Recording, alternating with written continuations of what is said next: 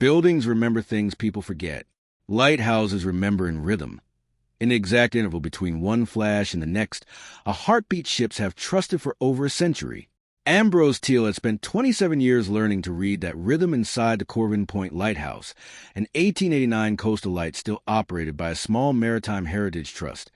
Its original clockwork rotation mechanism preserved and still driving the lamp's rotating lens assembly decades after electrification had replaced the oil flame that once burned inside it.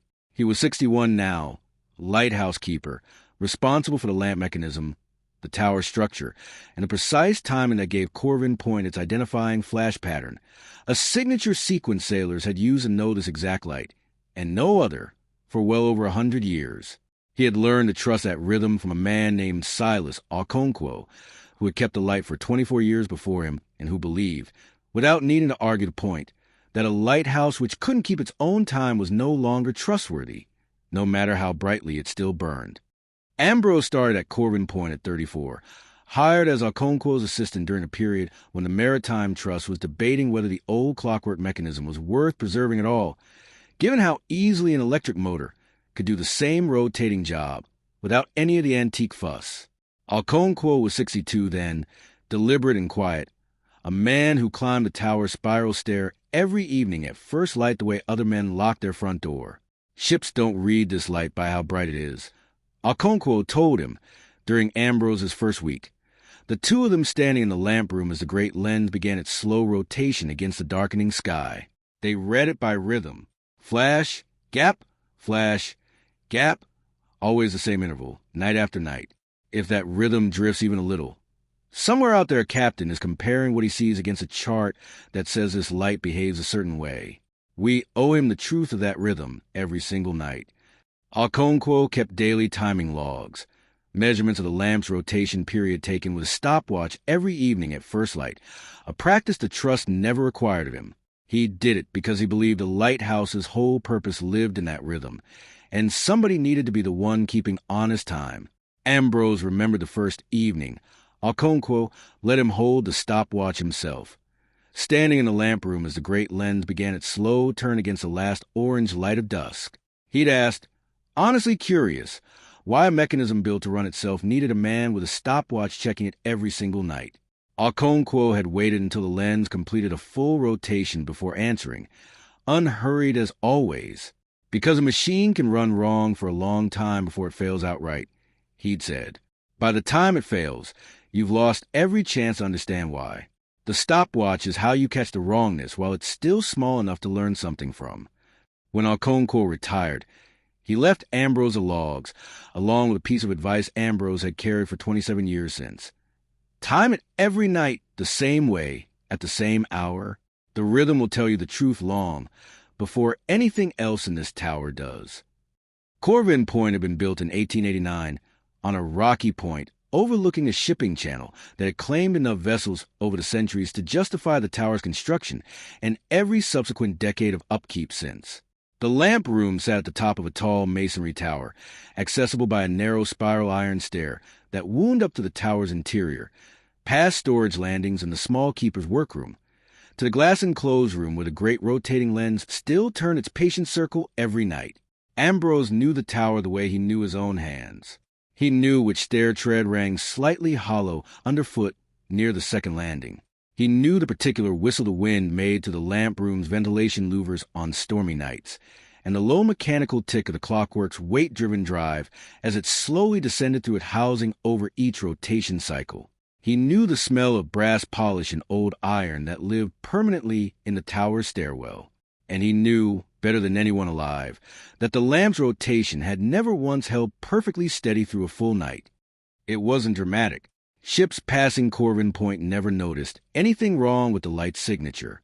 Radar and satellite navigation had long since made the old flash pattern identification more tradition than a necessity for most vessels. But a handful of older fishing captains still swore by counting the light the way their fathers had taught them, and none of them had ever radioed in a complaint about Corvin Point's rhythm feeling off. The rotation ran true at dusk, every evening, exactly on the interval the tower's identifying pattern required. But as the night deepened, The rotation period would very gradually slow, a fraction of a second longer between flashes, then a little more, building to small hours of the night before recovering every single morning back to its correct timing by the following evening's restart. Okonkwo's earliest entry about it, dated 1974, read, asterisk rotation slowing again after midnight, same pattern. Clockwork inspected, weights checked, drive chain sound. Recovers every morning like nothing happened. Something in this tower cools down differently than the lamp room itself. Watching it, asterisk. Ambrose had read the entry during his first winter with the logs, sitting in the small keeper's workroom halfway up the tower's spiral stair, and it felt something settle into place that he wouldn't fully understand for years.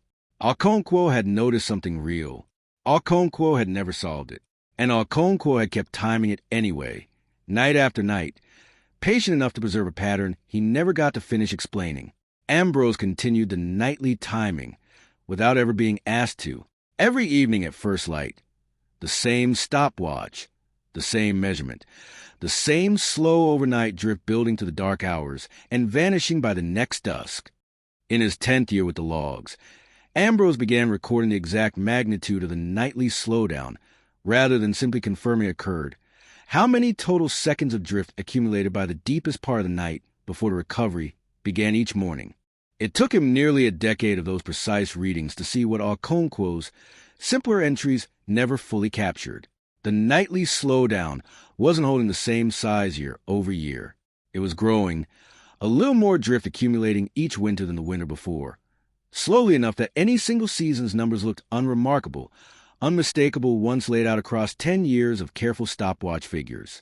The lamp always recovered by morning, but the trough it fell into overnight kept getting slightly deeper year after year.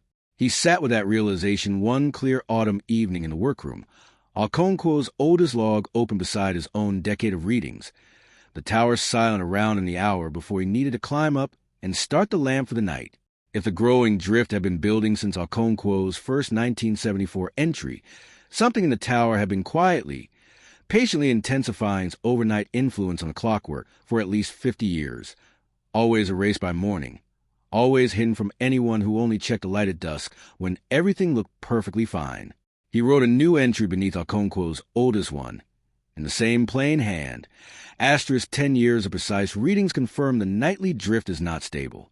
Its magnitude is increasing, slowly, consistently, always recovers by morning, 'cause still unknown. Continuing to measure, asterisk. He underlined continuing. It felt like the only honest word available to him. Somewhere out past the point, ships still pass in the dark, counting flashes, without ever knowing the rhythm they trusted had a private, nightly wound that healed itself before anyone could see it. A secret the tower kept in the sea and told only to a stopwatch and a logbook. Ambrose had a theory in his 14th year that the cause might simply be ordinary thermal contraction in the clockwork's own brass components. Antique mechanisms were known to behave slightly differently as metal cooled overnight, and a lighthouse mechanism built in 1889 had every reason to show its age in exactly that way. He spent the better part of a winter monitoring the clockwork's temperature directly, mounting a small thermometer against the brass housing itself and cross-referencing its readings against the nightly drift, convinced he had finally found an explanation that required nothing more than acknowledging the mechanism's age. The clockwork's own temperature held remarkably steady through the night, insulated as it was inside its housing, barely fluctuating enough to explain any meaningful contraction. Whatever was affecting the rotation wasn't happening inside the clockwork itself. It was happening somewhere in the tower around it, in the masonry the mechanism was mounted to. He had been wrong. He wrote it plainly in the log, in the same unembellished style Okonkwo had taught him without ever meaning to teach a lesson. Asterisk clockwork thermal theory. Ruled out. Housing temperature stable overnight. The cause is not inside the mechanism. It is in the tower itself. Back to unexplained. Asterisk. It bothered him more than most of his wrong guesses did. He had wanted the brass to be the answer. Old, forgivable, the kind of explanation that let a person close a question instead of continuing to carry it. Being wrong meant the cause lived somewhere inside a 130-year-old masonry tower, in a section of wall nobody had opened in living memory. The restoration grant arrived in his 22nd year. The Maritime Heritage Trust secured funding to reinforce the tower's internal spiral stair, aging after over a century of salt air and constant use. The plan called for new structural bracket supports, bolted directly into the tower's original 1889 interior masonry at evenly spaced intervals up the full height of the stairwell, treating every section of interior wall as structurally identical. Ambrose read the engineering brief and felt an old unease sharpen. If something in the tower's masonry had been quietly cooling and flexing on a nightly cycle for 50 years, rigid new brackets bolted into that exact section, assuming uniform behavior throughout, were about to be anchored into the one part of the tower that had never actually behaved like the rest of it. He brought Okonkwo's logs, along with his own decade of precise readings, to the restoration engineer. The engineer, a capable and fair-minded woman named Odalise Ferran, inspected the tower's interior masonry with a level at every proposed bracket point, and found it plumb and sound throughout. Every section reads true, Ferran said, reviewing her survey at a small table set up on the tower's second landing. If there were a real structural anomaly, I'd expect a level survey to show it, and it doesn't. My honest read is thermal contraction in the clockwork's brass components overnight, a known characteristic of antique mechanisms this age. It has no bearing on where we place structural brackets in the surrounding masonry. I already checked the clockwork's own temperature, Ambrose said. It barely moves overnight. Whatever's causing this isn't the brass. Okonkwo wrote in 1974 that something in the tower cools down differently than the lamp room itself, and my readings show that difference has been getting bigger every year since. A level survey tells you the wall isn't leaning. It doesn't tell you whether something inside it is still active. Ferran considered that, and to her credit, didn't dismiss it. I don't have another explanation for a growing trend like that, but a level survey that reads sound at every point doesn't give me grounds to treat one section of masonry differently in the bracket layout. The grant scope is stair reinforcement, not an open-ended investigation into the wall itself. It was a reasonable position, and Ambrose didn't have an engineering credential to argue against it.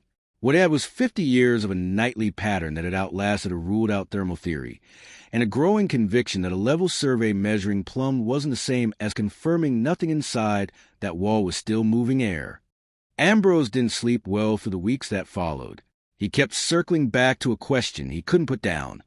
What if Ferran was right, and 50 years of careful timing amounted to nothing more than an old mechanism's ordinary thermal quirk, a pattern he and Okonkwo, between them, had slowly turned into a mystery through nothing but 2 careers of stubborn devotion to a stopwatch? He had wanted, for years, for the growing drift to mean something. Wanting it to matter wasn't the same as it actually mattering. He climbed the spiral stair one clear night after starting the lamp, alone, and stood in the workroom with Okonkwo's oldest log in hand, rereading the 1974 entry under a small work light. Asterisk something in this tower cools down differently than the lamp room itself. Watching it, asterisk. Okonkwo had never known the cause either. He had simply kept timing, night after night, trusting that the pattern was worth preserving even without an explanation attached. Ambrose had inherited that trust without ever fully testing whether it could stand against a clean level survey and a reasonable engineer's grant timeline. He didn't have the cause confirmed. But not having it hadn't stopped Okonkwo from writing the first entry in 1974, it wasn't a reason for Ambrose to stop now. Not with rigid bracket about to be bolted into a wall his own decade of numbers said was still quietly active every single night.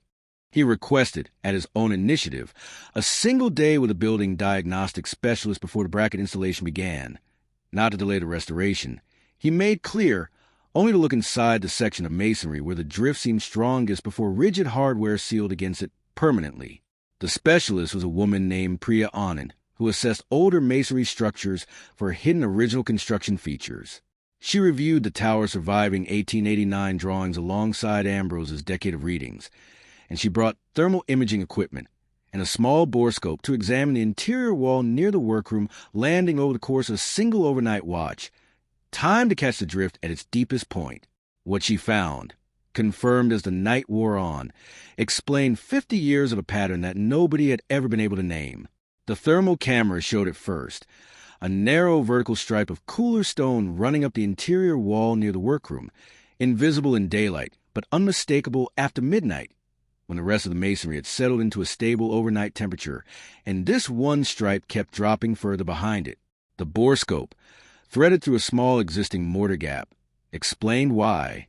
Behind that section of wall ran a narrow, forgotten ventilation flue, built into the tower's original 1889 construction to draw warm air away from the oil lamp that once burned at the top, back when heat management around an open flame had been a genuine daily concern for the tower's builders. Electrification had made the flue obsolete decades before Okonkwo was ever hired, and its existence had simply never been carried forward onto any drawing the trust still possessed. "This flue is still drawing air," Priya said, showing Ambrose the borescope footage at the workroom table as the small hours ticked past. "Not much, but enough. Every night, once the tower cools and a temperature difference builds between the top and bottom of the shaft. That draft pulls cooler night air up through this section wall, and it's been doing that every single night since 1889. Worse now than it used to be, probably because the flue's old lining has been slowly deteriorating, letting more air move than it once did. And the clockwork," Ambrose said, "sits close enough to this wall that the nightly temperature swing very slightly flexes the masonry it's mounted to," Priya said. "Not enough to see. Just enough to nudge the mechanism's alignment a fraction, night after night, and enough to build up worse every year as the flue keeps losing whatever integrity it had left. Nobody currently working here had any reason to know this flue still existed, let alone that it was still doing its original job." Priya's findings went to the Restoration Committee within the week. Odalise Ferran reviewed the thermal footage and borescope images personally and called Ambrose afterward. "You were right to push for this," Ferran said. "My survey told the truth about every point I measured for Plum. It just never occurred to anyone that a forgotten flue behind that wall might still be moving air every night, a century and a half after the lamp it was built for went dark. If we bolted rigid brackets into that section as planned, we have anchored them to a wall that's still cycling temperature every single night, probably working the anchors loose within a few winters, with nobody understanding why." The bracket layout was revised. The old flue was properly sealed and its lining stabilized before any new hardware went in, and the bracket positions near that section were adjusted to account for the wall's continued nightly cycling rather than assuming a fixed, unchanging structure. The rest of the stair reinforcement proceeded afterward, anchored into masonry that finally matched what the tower's original drawings had always assumed it would be. The Maritime Heritage Trust filed a formal note in its facilities archive, crediting both Silas Okonkwo's original 1974 observation and Ambrose's 27 years of continued measurement as the reason a hidden original construction feature had been found and properly addressed before rigid modern hardware locked its continued activity into place for good. Ambrose kept Okonkwo's logs. He added a final entry beneath the oldest one before moving the whole collection into the Trust's permanent archive. Asterisk O ventilation flew near the workroom sealed and stabilized this year. Origin trace of the tower's original 1889 oil lamp ventilation, forgotten since electrification, documented informally through the lamp's nightly drift since 1974. First season on record with no measurable overnight slowdown. Silas, you were right. This tower never stopped cooling the way it was built to. Neither of us knew why for a very long time. Asterisk. He climbed to the lamp room on a clear night, not long after, stopwatch in hand, and timed the rotation at first light, then again well past midnight. The two readings matched precisely for the first time in the tower's recorded history. He thought about Okonkwo, standing on the same spiral stair decades earlier, telling a nervous new hire that ships read this light by rhythm, and that the tower owed every captain out to the truth of that rhythm every single night. Ambrose had carried that sentence through 27 years, through a ruled-out thermal theory, through a season of real doubt about whether 2 careers of nightly stopwatch readings had amounted to anything more than devotion neither of them had ever needed to explain. He hadn't needed to understand the cause immediately. He had only needed to keep timing the rhythm, the way Okonkwo had taught him, until the tower finally confessed, after a century and a half, exactly what it had quietly been doing every single night since the very first lamp was lit.